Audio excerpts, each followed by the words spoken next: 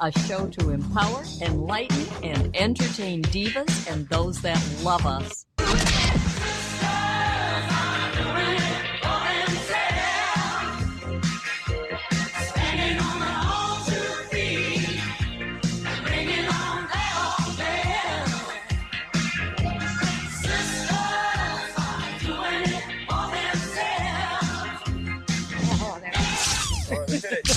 Stand by. On my mark. And here's your host, Deb St.Hilaire. Hello. Hope everybody's having a good night tonight. It's a weird day today. It's one that will go down in history. That's for sure. Yep. Wait. Oh no, the polls are closed. Nope. Your clock is wrong. How on much your wall. longer? 45 minutes. Yeah, I never changed it. Yeah, you haven't fall back. You got 45 minutes. I hope that you voted today. So I wasn't even going to do a show tonight. I just was going to kind of hang out and see what happened. And so that's why we didn't start right at 7. I just didn't know what it was going to feel like today. I didn't know what it was going to be like. And Mitzi came to hang out with me. You remember Mitzi? Yeah. Say hi to Mitz. Hi, Mitzi. And she's always fun to have around. So we thanks. decided to have the Mitzi show. Why, thanks. You're Welcome. Welcome to the Diva Mitzi show. I like it. I think I need a tiara. You do, oh man, yeah. I left mine at home, or I would have let you use it. Yeah, I like it. Crap.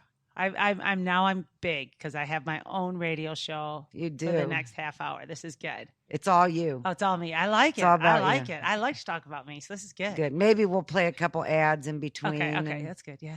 Okay. we can pretty much do whatever we want. I like it. Yeah. That is me. I like to do what I want. Yeah. So, let's talk a little bit about how we met. Yeah. How did we meet? We met- You give your version, and Okay, then I'll give you mine. Because we met through Beth Chorba. Right. Yeah. And she was telling me about your radio show. And of course, I was very excited. It's one of them bucket lists of mine is to be on radio and I always have things to say. And I'm smart too. She does. She always has things. So we met through Beth. And I remember coming down to my first show and I was sold right away because I was greeted with a glass of wine. I was like, now it's really my kind of show. Yeah. And then I stayed for 2 shows that night. It was really cool. That's right. Yeah. You have such a friendly people who come on a regular basis and talk and support it. It's a family show. It really is. It's very cool. So that's how I think we met. So what do you know?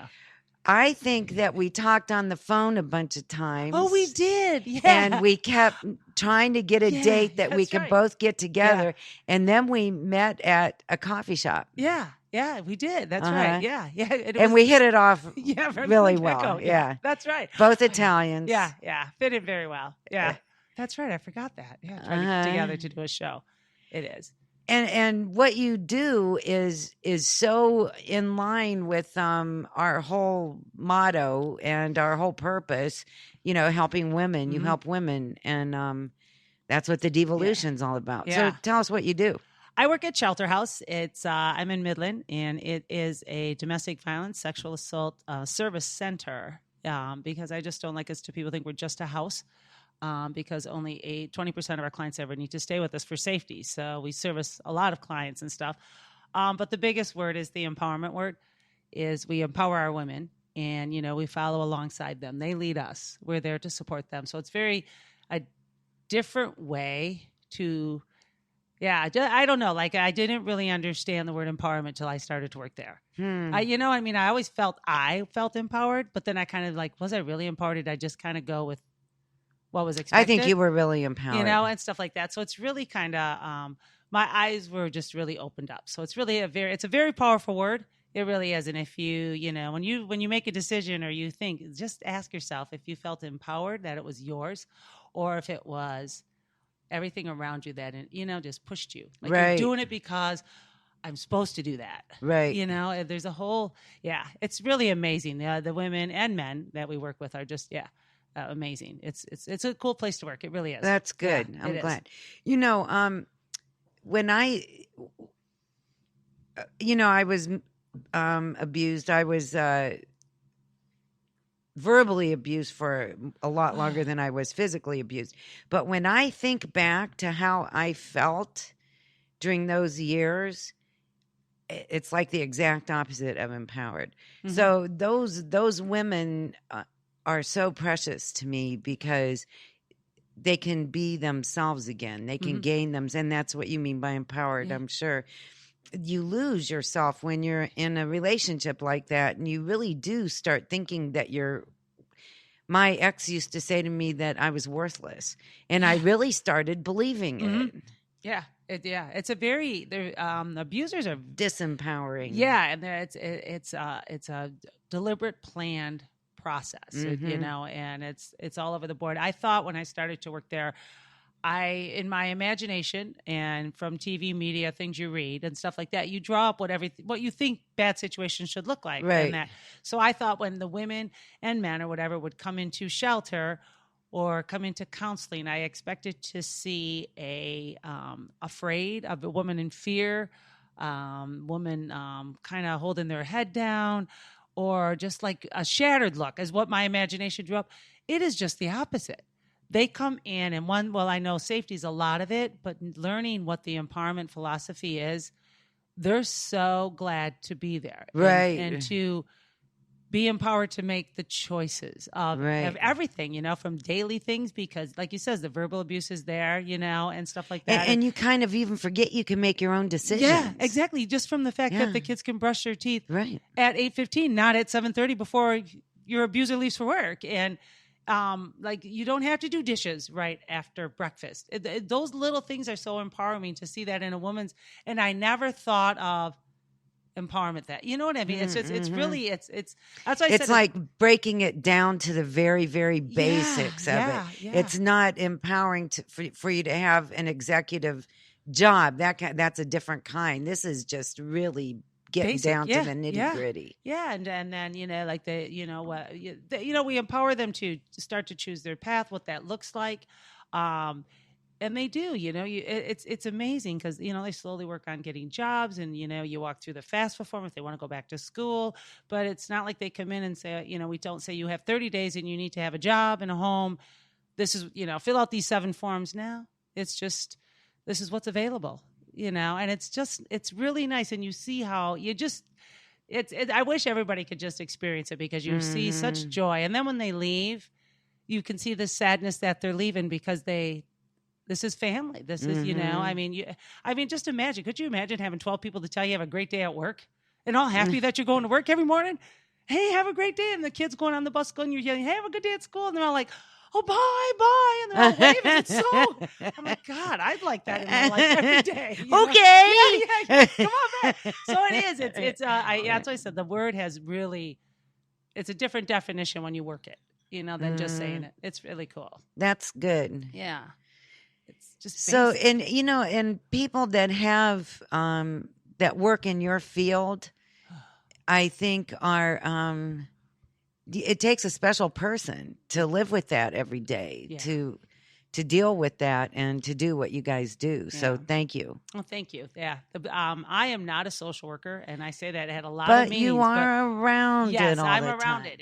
And it's they're good. They're very good at what they do. They truly are, and they take good care of themselves. That's the other thing and stuff like good, that. So yes. they, you know, because it gets pretty tough. But yeah, it's amazing. Like I said, I not dreamt it, but all I had was TV, media, what you read until you've walked it because you lived it. I did not, but just to be a part of that, I feel so blessed. I truly do. It's really, it is. It's yeah.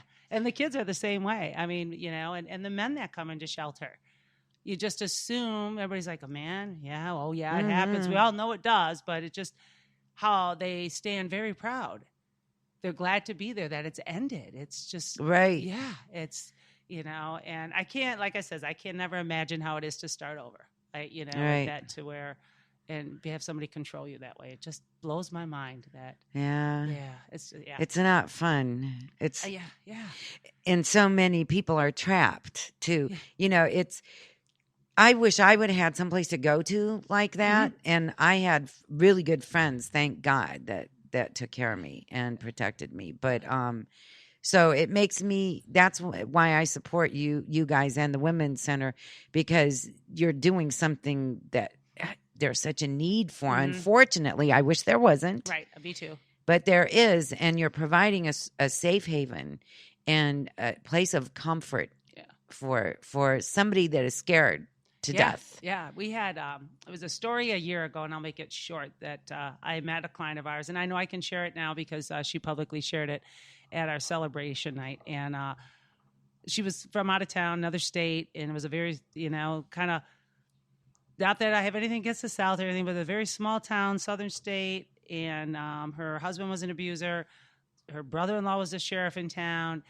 They lived on the complex with all the family, so it was a very close to town. So it was very hard for her to get away. And her sister was living up in this area. So they made the connection. They made a connection with us. The wheels started to get moving. Bus tickets were bought. Wow, it was a great escape. Yeah, it was. It really was. I mean, she colored her hair. Wow. And cut her hair. And her biggest fear was there was going to be an Amber Alert.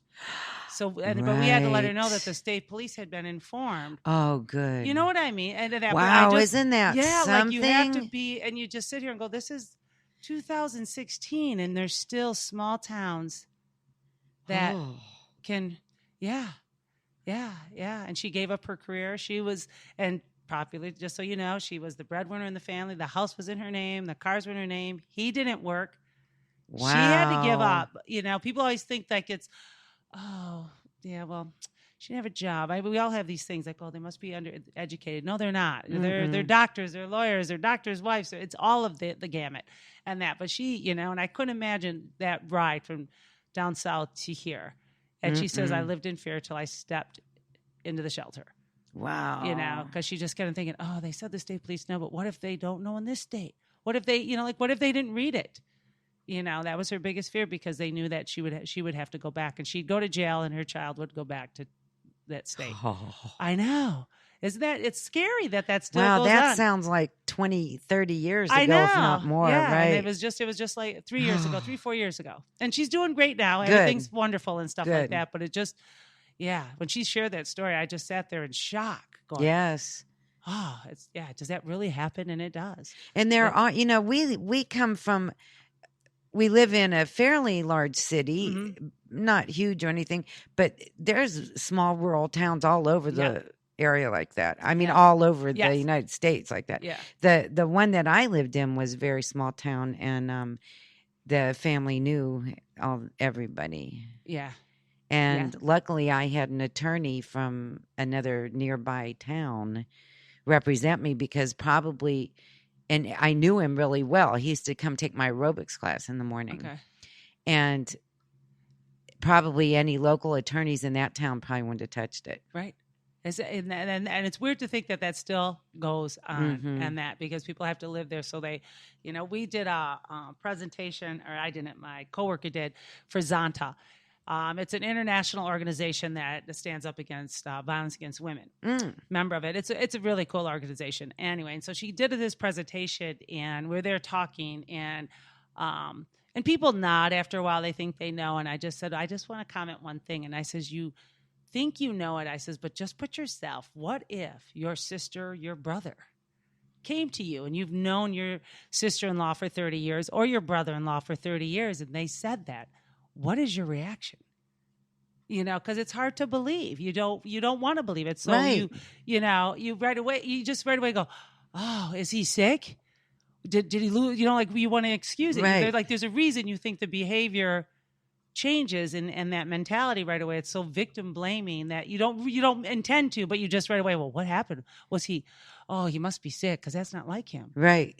And you more likely, like you would know better than me, that it's been going on for a long time, but they finally put a voice to it, right? And ask you for help. You finally get to the point where you just can't take it anymore, and you're asking for help. And if somebody just, so if anything you do out there is just believe, right? Just start by believing. So if somebody shares their story, just listen and just believe. Don't That's question. That's a good point. It is, and I would mean with me working where I work, I've learned a lot, but I could see me falling down that rabbit hole, going, what? So-and-so did what? That's so not like him. I just love him. Right. He seems like such a nice guy or a nice girl. and that it and stuff. So it's just You just never know what goes on behind closed doors, right? No, I know. Weird. It's weird to think that, isn't it? Yeah. Somebody that you know right now could be experiencing it. Probably, and it's 1 in 3 women. So